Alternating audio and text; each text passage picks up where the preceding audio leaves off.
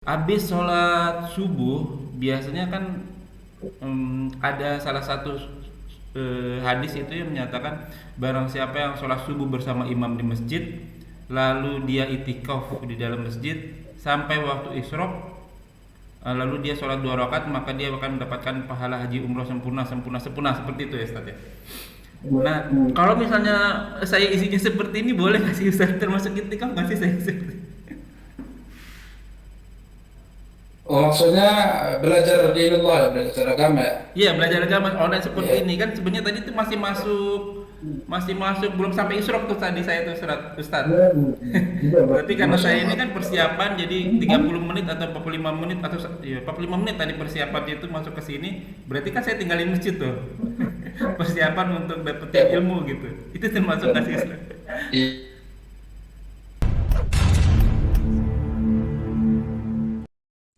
لا إله إلا الله محمد رسول الله. Tapi nggak terlalu kamu kan?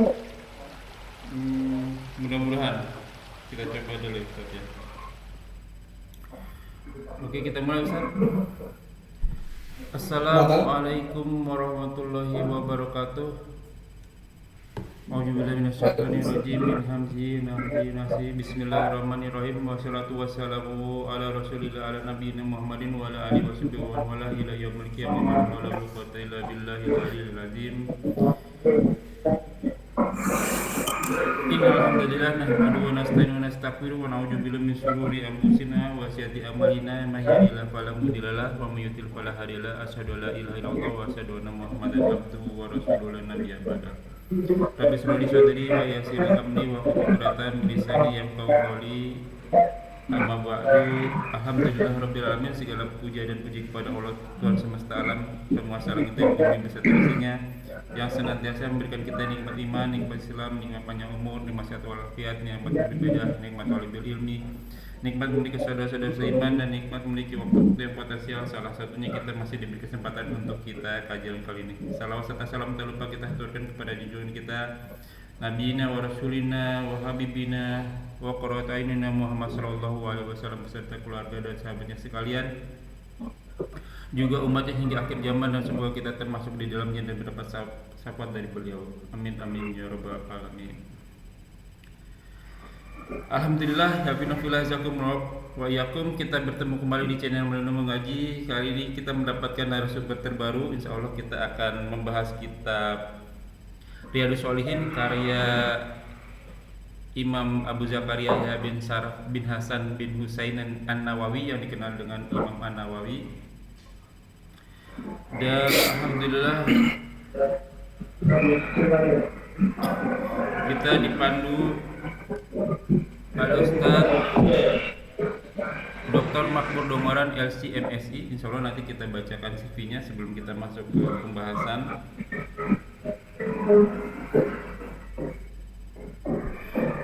Kita doakan semoga beliau diberikan kesehatan, diberikan kekuatan, diberikan kemudahan rezeki, dan dimudahkan segala urusannya. Selanjutnya mari sama-sama kita simak kajian kita kali ini. Bila ada pertanyaan seperti biasa dituliskan di kolom komentar, dan insya Allah akan ditanyakan dan dijawab pada kesempatan dan waktu yang tepat. Semoga berguna bagi ikhwan fillah sebagai thalibul ilmi, wabil khusus anak fakir. Dan kita sapa dulu Ustadz kita. Assalamualaikum Ustadz. Sehat Ustadz? Waalaikumsalam. Alhamdulillah khair, sehat. Sehat ya? Kulit tamam Ustadz ya? Ustadz, Alhamdulillah. alhamdulillah. Kita bacakan dulu biodata Ustadz. Nama lengkap Dr. Makmur Domoran LCMSI. Beliau lahir di Siboyu itu Jawa Timur Ustadz ya? Iya betul. Oh gitu. Oke, nah pendidikan beliau ini terbaru ya. Madrasah Mondok Pesantren Darussalam Palmeran Sumatera Utara. Iya betul. Oh, udah ngerantau berarti. Sumatera Utara, lalu lanjut Lipia di Idat Lugawi 2 tahun, Takmili Lipia 1 tahun.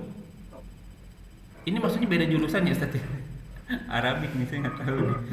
7 tahun. Itu 2 tahun. Oke. Jadi ada program Mikdad 2 tahun, takmili 1 tahun. Berarti ini Lalu masuk program Sebelum sarjana berarti ya Masih Ustaz ya? sama.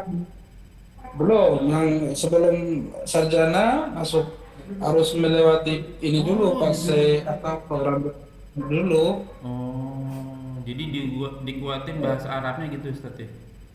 Bahasa Arabnya dulu, penguatan bahasa Arab. Itu 3 tahun. Hidup Lugawi 2 tahun, takmili 3 tahun. Libya 1 tahun, Masya Allah. Lalu S1 Libya Iya. 4 tahun. Judul papernya Dilalat Al-Amr Inda Usuliyin. Magisternya di Rasad Islamiyah UIN Jakarta 2 tahun. Judul tesis Ara Ibn Hazm Al-Fiqhiyah Al-Mabniyah Ala Al-Qawid Al-Usuliyah. Lalu D3-nya UIN Syarif Hidayatullah. Oke. Judul tesisnya apa ya Ustaz ya? Saya nggak ada ya. Iya itu. Syariah. Oke, karya tulis beliau di bawah naungan sunnah Nabi Shallallahu Alaihi Wasallam, asas manhaj salaful ummah berdasarkan Al-Quran hadis. Sudah publish semua. Metodologi istinbat hukum Islam, potret generasi terbaik, ensiklopedia Islam, udah terbit semua. Proses publish, tutup 1, kuburkan sehingga banyak kebaikan. Pengantar fikih muamalah maliyah. Imam Malik ya Ustaz maksudnya ya? Muamalah Kenapa? maliyah. Muamalah maliyah ini, fikih muamalah maliyah ini maksudnya mazhab Imam Malik. Enggak, muamalah. Oh lainnya. Dan biaya. Oke. Biaya seperti ya, muamalah maliyah, muamalah keuangan, Nah. seperti pembiayaan. Oke. Selanjutnya Al-Manasib Kepala Litbang Syariah Yayasan Abu Zar. Wah, anak saya sekolah di Abu Zar nih. Ada orang dalam berarti saya nih. Pembina dan pengasuh WhatsApp grup konsultasi seputar Islam. Pembina dan pengasuh website konsul. Nah, ini ada websitenya Ustadz nih. Nanti kita tulis di itu ya, di description ya. Pembina dan pengasuh website konsultasi seputar Islam.com. Bisa teman-teman catat ya, di konsultasi seputar Islam.com. Soalnya nanti ditulis di kolom deskripsi. Pembina Al-Kaisa Al-Kafi Academy, juga guru dan Masya Allah. Duduk di majelis Syekh Abu Abdul Razak Al-Badar, pengajar Masjid Nabawi. Duduk di majelis Syekh Profesor Dr. Abdul Alahim, pengajar Masjid Nabawi. Murid Syekh Dr. Malik Sa'ban. Malik Sa'ban ini muridnya Syekh Al-Albani. Dan Syekh Saudi, Mesir dan Sudan. Kalau khatam itu bahasa Arabnya Ustaz. Masya Allah, syukur Ustaz. Mudah-mudahan kita mendapatkan banyak ilmu ya dari Ustadz Makmur Dongoran. Karena ini bahasanya kayak Sumatera Ustadz. Kok lahirnya di Sibayo ya? Ini gimana nih Ustadz nih suku? Kenapa? Namanya kayak nama-nama Sumatera Utara Ustadz Makmur Dongoran, atau daerah Sumatera Sulawesi gitu. Tapi lahirnya di Jawa Timur. Lahirnya, mungkin salah informasi mungkin karena tipe mungkin ya. Oh, Sibayo Lahirnya Jawa di mana? Timur Di kan Jawa Ustadz? Timur. Oh itu di Medan, Sumatera Utara. Oh, Sumatera Utara ya kan? Oh, Sumatera Utara. Paham. Oke, saya serahkan ke Ustadz Syukron Jazakullah Khair. Tafadol Mas Kuro ya. Ini berapa menit ini? Berapa hadis? Berapa menit? Satu hadis saja Ustadz. Satu atau 2 hadis, nanti ke pertanyaan Ustadz. Mungkin Masya Allah. awal mungkin 1 hadis dulu kali Ustadz. Ini kayaknya di niat tadi udah banyak pertanyaan saya nih. Baik, Masya Allah. Barakallahu fiikum. Assalamualaikum warahmatullahi wabarakatuh. Waalaikumsalam warahmatullahi wabarakatuh. Alhamdulillah wassalatu wassalamu ala Rasulillah wa ala alihi wa sahbihi wa man walah, amma ba'du. Alhamdulillah, pada pertemuan yang perdana ini Allah mudahkan kita kembali untuk belajar agama Allah, memperdalam pengetahuan kita tentang dinullah. Tentu kita berharap kepadanya agar semua aktivitas kita dinilai ibadah oleh Allah Subhanahu wa Ta'ala, karena memang yang kita harapkan Yang kita harapkan hidup di dunia ini adalah kita mendapatkan bekal sebanyak-banyaknya untuk nanti kita akan mendapatkan tabungan tersebut pada hari di mana tidak bermanfaat harta dan anak kecuali mereka yang datang kepada Allah dalam keadaan hati yang selamat. Salam dan salam semoga selalu tercurahkan kepada Rasulullah Sallallahu Alaihi Wasallam, manusia terbaik yang pernah Allah kirimkan ke permukaan bumi ini. Dan insya Allah kita berharap kepada Allah agar kelak Nabi kita Sallallahu Alaihi Wasallam memberikan syafaat kepada kita, memberikan pertolongan kepada umatnya yang beriman kepadanya. Juga semoga tercurahkan kepada orang-orang tercinta, putra dan putrinya, istri-istrinya, dan juga sahabat-sahabat lainnya, dan juga orang-orang yang senantiasa setia mengikuti sunnah Nabi Sallallahu Alaihi Wasallam pada hari kiamat. Baik, para pemirsa yang dirahmati oleh Allah, teman-teman yang ada di Dubai ya. Nah, Ada di mana? Dubai ya, Masya Allah.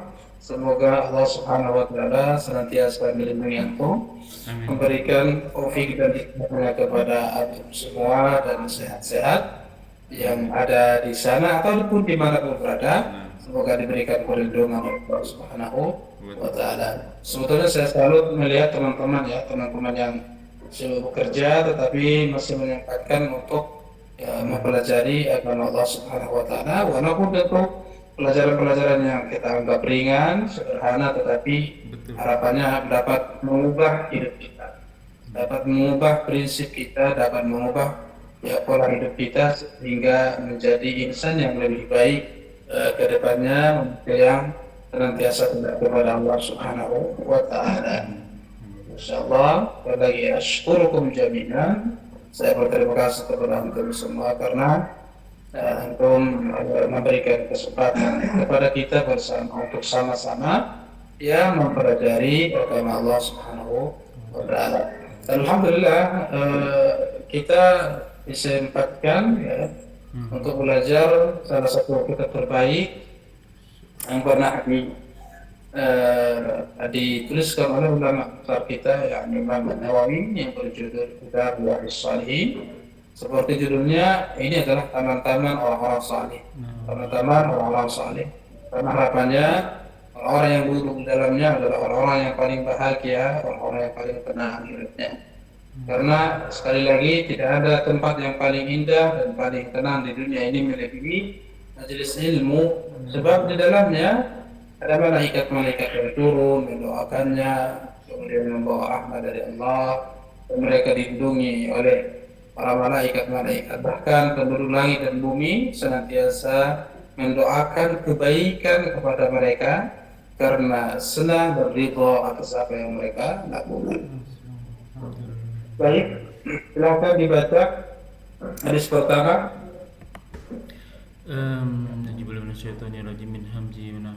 Bismillahirrahmanirrahim. Dari Amirul Mukminin Abu Hafsas, yaitu Umar bin Al-Khattab bin Nufail bin Abdul Uzza bin Riyah bin Abdullah bin Qurt bin Razah bin Adi bin Ka'ab bin Lu'ay bin Ghalib Al-Quraisy Al-Adawi radhiyallahu anhu berkata, saya mendengar Rasulullah sallallahu alaihi wasallam bersabda bahwasanya semua amal perbuatan itu dengan disertai niat-niatnya, dan bahwasanya bagi setiap orang itu apa yang telah menjadi niatnya.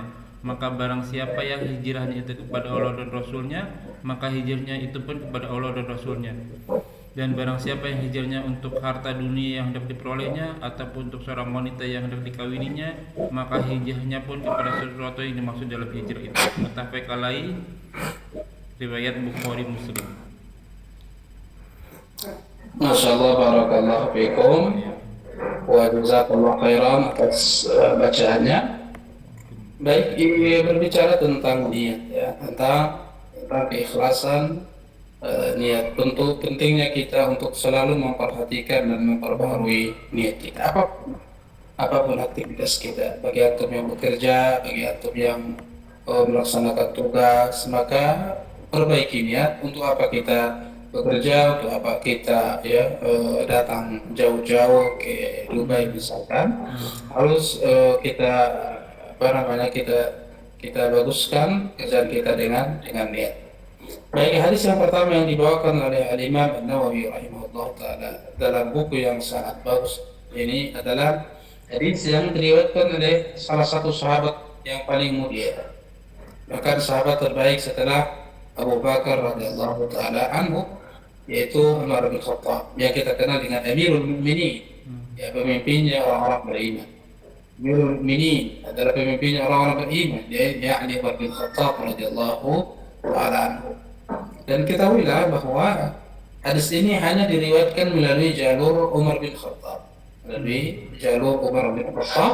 dan hadis ini adalah termasuk hadis yang paling populer, yang paling kita dengarkan baik dalam kajian, dalam khutbah, dalam Idul Fitri, dalam apapun momen-momen yang tertentu.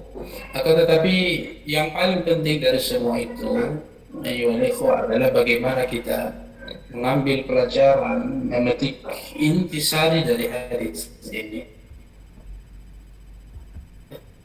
Di sini bukan hanya sekedar bacaan, hadis ini bukan hanya sekedar teori atau pajangan atau sekedar referensi, akan tetapi hadis ini menentukan seluruh aktivitas kita. Hadisnya yang berbunyi dari Umar bin Khattab radhiyallahu ta'ala anhu tadi, perawinya sudah disebutkan oleh antum secara umum, secara panjang. Dia mengatakan, sami'tu Rasulullah sallallahu alaihi wasallam, saya mendengarkan Rasulullah sallallahu alaihi wasallam bersabda, innamal a'malu binniyat, sesungguhnya segala aktivitas ibadah mesti diniatkan karena Allah. Karena memang kita diciptakan di dunia ini beribadah kepada Allah, maka hendaklah kita gantungkan niat juga untuk ibadah kepada Allah Subhanahu wa ta'ala. Inilah bedanya antara orang beriman dengan orang yang tidak beriman. Orang kafir beraktivitas, orang kafir bekerja, orang kafir makan, orang kafir minum, orang kafir melakukan apapun, tetapi mereka tidak mendapatkan apa-apa kecuali hanya kenyang saja, kecuali hanya melepaskan dahaga saja. Tetapi orang-orang beriman tidak. Semua aktivitasnya jika dia niatkan karena Allah, maka akan dinilai ibadah oleh Allah Subhanahu wa ta'ala. Karena Allah katakan, ya, wa ma khalaqtul jinna wal insa illa liya'budun, telah aku ciptakan jin dan manusia kecuali beribadah kepada aku. Maka di antara hal terpenting dalam ibadah adalah niat kita, ikhlas karena Allah, jauhkan dari segala syirik, dari segala riya, sum'ah, merasa diri kita hebat, merasa ta'jub terhadap apa yang kita lakukan. Karena semua itu merusak apa? Merusak apa yang kita lakukan. Jangan sampai di dunia ini kita capek-capek bekerja, kita capek-capek beribadah, beramal, baca Quran, berzikir, qiyamul lail, kemudian puasa Ramadan. Ternyata semuanya pahalanya nanti kelak hilang dan hangus. Tidak ada nilainya di sisi Allah Subhanahu wa ta'ala. Karena ibadah yang dilakukan, yang pertama tidak dilihat dari kuantitas jumlahnya, tidak boleh dilihat dari seberapa banyak kita kerahkan jiwa kita, fisik kita, jasad kita. Yang pertama dinilai oleh Allah Subhanahu wa ta'ala adalah sisi hati kita, kebersihan hati kita dalam melaksanakan ibadah kepada Allah. Maka kata Nabi sallallahu alaihi wasallam, innamal a'malu binniyat, sesungguhnya adalah amalan-amalan jadi tergantung pada niat. Wa innama likulli imri'in ma nawa, dan sesungguhnya seseorang tergantung apa yang dia niatkan. Faman kanat hijratuhu ila Allah wa rasulih fa hijratuhu ila Allah wa rasulih. Faman kanat hijratuhu lidunya yusibuha aw imra'atin yankihuha fa hijratuhu ila ma hajara ilaih.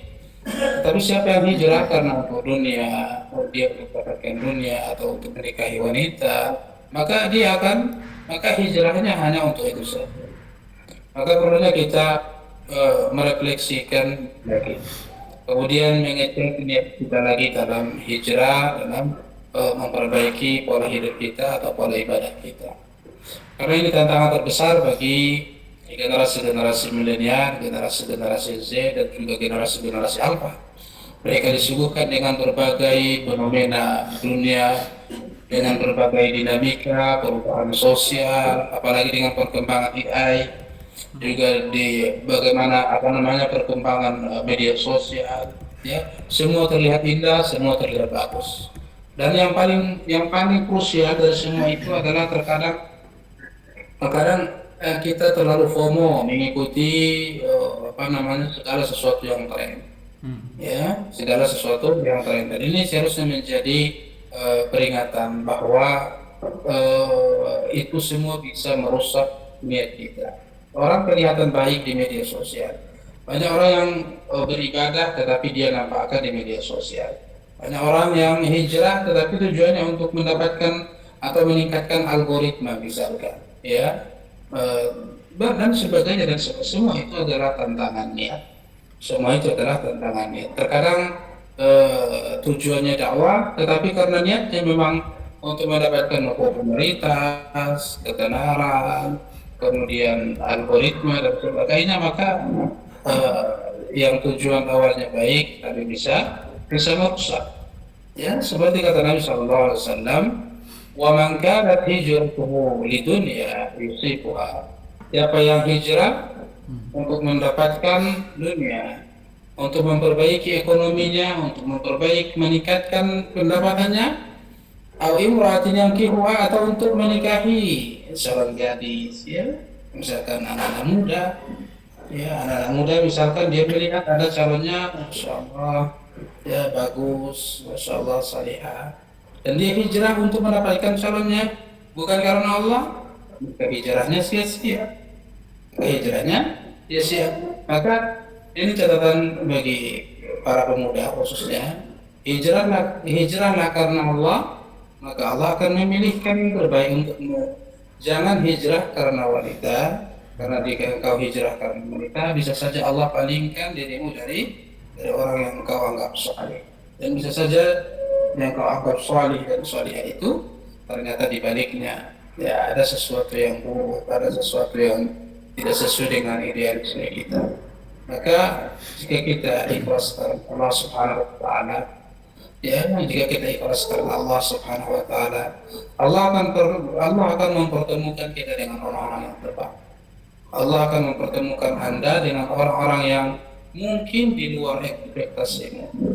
Terkadang kita menilai seseorang bagus, atau bagi para pemuda misalkan yang mau nikah, dia melihat calonnya bagus, tetapi setelah setelah banyak bergaul, mencari informasi, ternyata tidak bagus, ternyata buruk, ternyata casingnya aja yang bagus, ya. Dan yang paling bahaya itu ketika itu semua tidak tersingkap kecuali setelah nikah, setelah nikah.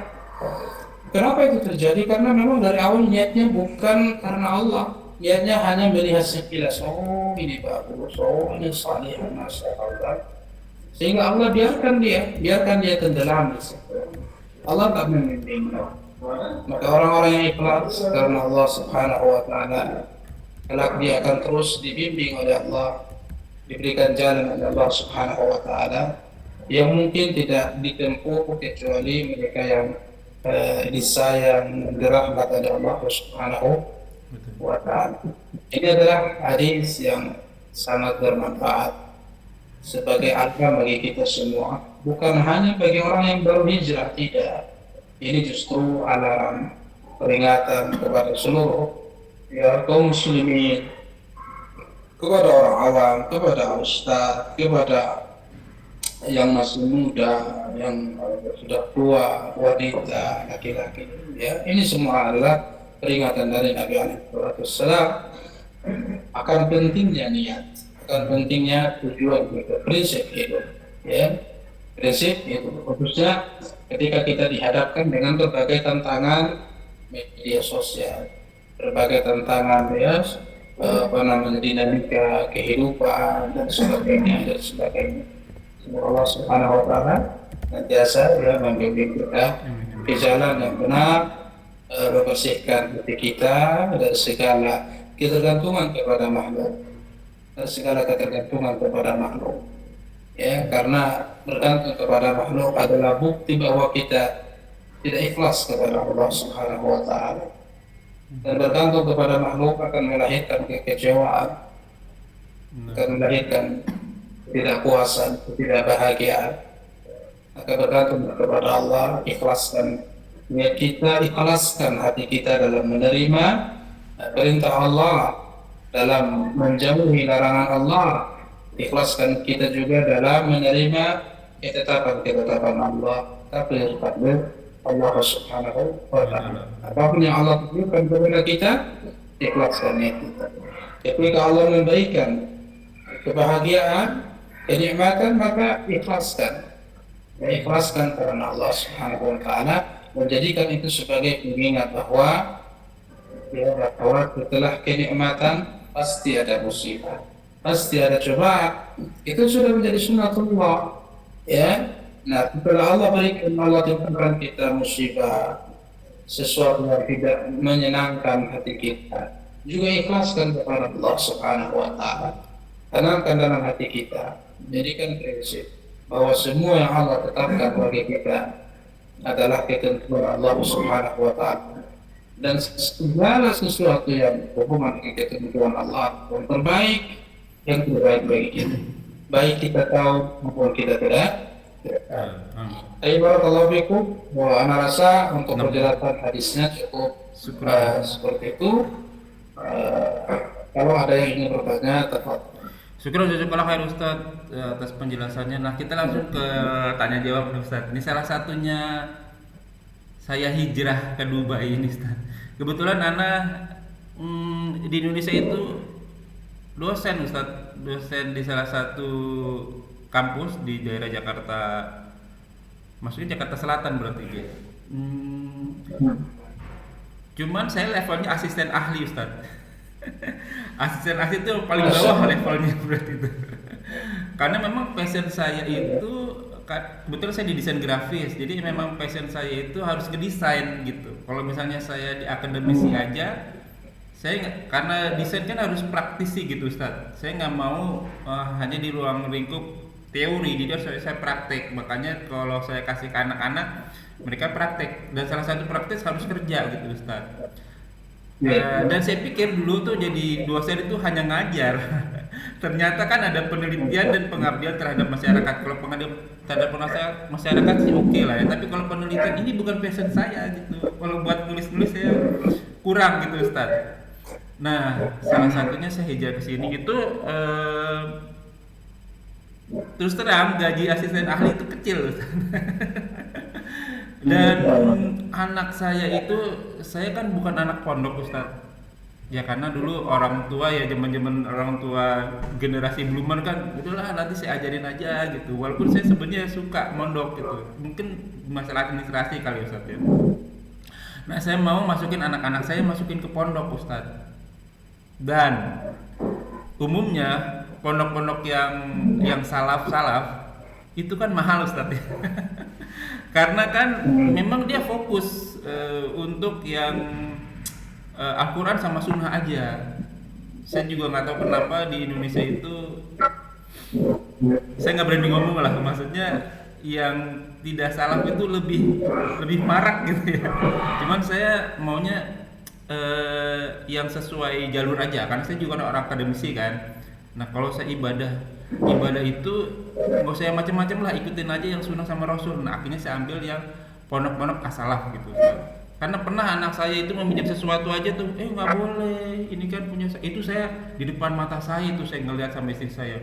Saya bilang, wah ini nggak bisa nih, saya harus doing something nih. Ya salah satunya saya hijrah, tujuannya Ustaz, salah satunya buat pendidikan anak saya itu yang bagus gitu Ustaz. Apakah hijrah ini juga termasuk niat saya yang bagus Ustaz? Karena ada yang juga kan, kalau bisa mah kumpul sama keluarga gitu, jangan nyari uang di negara orang gitu Ustaz. Nah, ini teman-teman di sini juga pada komplain, wah dia nggak tahu aja gimana ekonomi kita gitu ya. Tujuannya kita hanya untuk buat salah satunya pendidikan anak kita bagus. Apa ini kita termasuk niat yang benar gitu Ustaz? Barakallahu fiikum, masya Allah. Memang jalan hidup setiap orang kan berbeda-beda. Jalan hidup setiap orang tidak sama. Ada yang memang dia harus ke luar negeri, dan alhamdulillah antum Allah berikan ya kemudahan ke luar negeri, yang luar negerinya itu alhamdulillah mayoritas muslim ya. Saya Akhirnya, memang nyari Ustaz. Nggak mau yang negeri lain, yang penting Islam. alhamdulillah. Dan artinya insya Allah ibadah kita bisa Iya, aman. terjalankan optimal, kita bisa menjalankan sunnah di sana. Nah, Terkadang beda kalau kita hijrahnya atau kerjanya di Iya. negara-negara yang mohon maaf muslim gitu ya. Sekali lagi jalan hidup orang berbeda-beda. Oleh karenanya tidak ada ketentuan khusus untuk menjalani kehidupan ini selama itu berada di bawah koridor agama kita yang mulia ini. Maka maka dari itu memang kita sebagai pemimpin rumah tangga, rijalu qawamun ya ala nisa, bahwa para lelaki adalah pemimpin kepada keluarganya, bagi keluarganya. Sebagai pemimpin tentu tidak boleh melepaskan tanggung jawabnya untuk terus membimbing keluarganya, anak-anaknya, istrinya, karena itu adalah tanggung jawab kita di hadapan Allah Subhanahu wa taala. Kalau kita tidak jalankan, kelak akan diminta oleh Allah, ditagih oleh Allah Subhanahu wa taala. Kemudian dalam konteks kepemimpinan memang tidak hanya yang kita pikirkan, yang aku pikirkan tidak hanya sekedar uang, biaya pendidikan, lebih daripada itu memang perhatian, ya sentuhan yang membuat keluarga kita nyaman, aman ya. Karenanya mungkin kondisi antum harus hijrah dulu atau bekerja di luar negeri dulu, tetapi kita mesti punya program atau progres hidup maksudnya. Ini sampai di sini kan, misalkan bekerja di sini sampai kapan, berapa tahun, ya. Membangun karir, ya.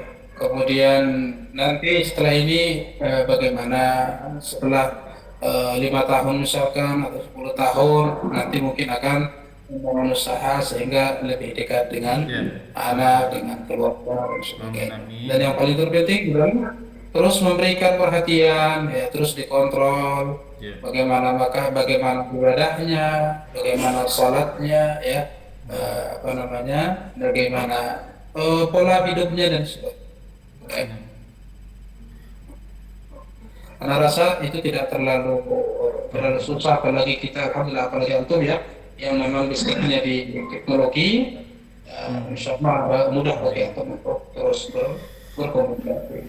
Dan sekali lagi yang paling penting adalah antum niatkan karena Allah untuk bisa membiayai pendidikan anak, supaya anaknya kelak menjadi yang beriman, menjalankan agama sesuai dengan Al-Quran dan Sunnah. Ya, barakallahu fiikum. Ustaz, mudah-mudahan ada waktu lagi nih Ustaz. 2 pertanyaan. Satu pertanyaan itu Ustaz, saya salah satunya bikin konten ini Ustaz. Memang kan kebetulan saya ngajarnya di komunikasi Ustaz. Dan anak-anak komunikasi itu salah satunya kan sosial media.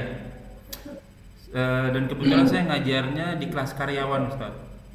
Kelas karyawannya itu karyawannya ya CEO, direktur, manajer, kayak gitu-gitu Ustaz, supervisor kayak gitu-gitu. Udah gitu ngajarnya anak Jaksel lagi di daerah Menteng. Tahu sendiri kan daerah Menteng kayak gimana ya kan.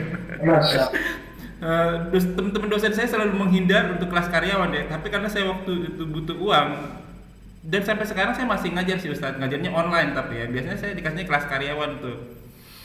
Dan ternyata itu mereka itu haus akan ilmu seperti ini Ustaz, terutama yang terutama yang para wanita Ustaz, karena dia bermasalah sama tentang haid. Ini kira-kira flagnya warna hitam atau warna merah ya? Saya sholat apa enggak? Ini kan bahaya Ustaz. Dia ini kalau misalnya sholat ternyata dia haid kan dosa, atau ternyata dia nggak sholat tapi ternyata ya tidak sholat ternyata haid dia dosa, atau ternyata dia sholat tapi haid, kan dosa juga gitu ya kan. Dia bertanya ini masih apa juga bingung. Nah ini salah satu saya buat konten ini gitu, saat konten-konten seperti ini yang menujunya ke mereka gitu. Yang kedua, mengkonter yang ya Allah, kalau kita bandingin sama negara orang, negara kita emang terbanyak negeri terpadat keempat atau kelima Ustadz, dan kebanyakan hampir sekarang turun sih 85% yang mayoritas Islam. Tapi ya saya sedih karena saya kan pelaku sosial media juga, kita lebih sukanya joget-joget gitu. Ya udah nggak apa joget-joget tapi jangan pakai jilbab deh gitu ya. Nah ini salah satu saya mengkontennya, maksud saya itu do something. Nah saya melakukan sesuatu gitu ya kan, biar juga ada kontribusi saya lah di depan Allah gitu. Walaupun ditanya berapa Pak Romi subscribernya, jangan ditanya mana ada yang suka orang pelajaran agama. Beda kalau mungkin yang musik-musik ya pasti banyak tuh. Tapi ini salah satu usaha saya ya walaupun kecil tapi paling nggak di depan Allah adalah kontribusinya buat agama gitu. Niat saya itu boleh nggak tulisan seperti itu, benar nggak seperti itu? Masya Allah, barakallahu fiikum, Masya Allah.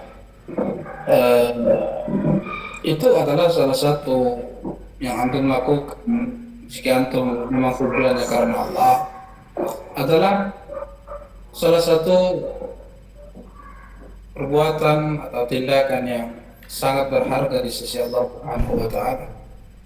Karena tidak ada perbuatan atau tidak ada tindakan yang paling mulia melebihi menyebarkan agama Allah Jalla Jalaluhu. Ya, seperti untuk memberikan fasilitas kepada kaum muslimin, kepada mereka-mereka yang belum haji atau baru mengenal Islam, untuk fasilitasi di komunitas antum. Antum lebih paham bagaimana komunitas antum, atau bagaimana antum lebih paham, lebih tahu bagaimana ya pergerakan yang ada di orang-orang yang dekat dengan antum. Kalau kemudian antum fasilitasi, maka kata Nabi SAW kepada Ali bin Abi Thalib, la yahdiyallahu bika rajulan wahidan khairun laka min humrin ni'am. Dengan engkau berikan hidayah kepada seseorang lelaki, ya, artinya melalui engkau seseorang itu bisa mendapatkan hidayah, bisa mengenal sunnah, mengenal tauhid, maka kata Nabi SAW itu lebih baik ya bagimu daripada unta merah. Unta merah ini adalah unta termahal pada masa Nabi SAW. Maka Anda menyarankan agar terus program-program yang seperti ini dikenalkan kepada jajaran kaum muslimin, khususnya bagi mereka yang notabene-nya sibuk atau bagi mereka yang notabene-nya ada tanda kutip masih jauh dari agama, ya masih jarang ngaji. Maka dengan konten-konten program-program seperti ini ya sangat bagus sekali. Ya, barakallahu fiikum. Ustaz, terakhir Ustaz, biasanya kan kalau saya libur, mudah-mudahan nggak ria nih, cuman saya pengen tanya itu saya benar apa enggak. Habis sholat subuh biasanya kan ada salah satu hadis itu yang menyatakan barang siapa yang sholat subuh bersama imam di masjid, lalu dia itikaf di dalam masjid sampai waktu isyraq, lalu dia sholat 2 rakaat, maka dia akan mendapatkan pahala haji umroh sempurna seperti itu ya Ustaz ya. Nah, kalau misalnya saya isinya seperti ini boleh nggak sih Ustaz, termasuk itikaf nggak sih saya seperti? Oh, maksudnya belajar di Allah, belajar agama ya? Iya, belajar agama online seperti ini kan sebenarnya tadi itu masih masuk belum sampai isyraq tuh tadi saya tuh Ustaz. Berarti karena saya ini kan persiapan jadi 30 menit atau 45 menit atau ya 45 menit tadi persiapan itu masuk ke sini, berarti kan saya tinggalin masjid tuh. Persiapan untuk dapetin ilmu gitu. Itu termasuk nggak sih Ustaz? Iya, paham. Baik, maksudnya hadis tentang itu memang yang pertama masih diperdebatkan oleh para ulama soal keabsahannya apakah dia sahih atau tidak. Akan tetapi Syekh bin Baz rahimahullah taala mengatakan hadis ini dapat dipertanggungjawabkan dan dijadikan sebagai hujjah. Oleh karenanya siapapun yang sholat berjamaah, sholat subuh berjamaah, lalu kemudian dia berzikir kepada Allah ya ketika masjid, ya lalu kemudian dia nanti terhubung dengan sholat syuruq, ya maka mendapatkan pahala seperti apa namanya haji dan umrah tamat gitu kan kata Nabi SAW, maka iya haji dan umrah, maka antum insya Allah mendapatkan pahala karena belajar agama Allah. Belajar agama Allah itu termasuk berzikir Subhanahu wa ta'ala. Dalilnya apa? Firman Allah, fas'alu ahla dzikri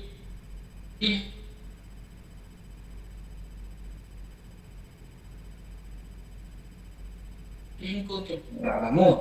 Bertanyalah kalian kepada ahli dzikir jika kalian tidak tahu.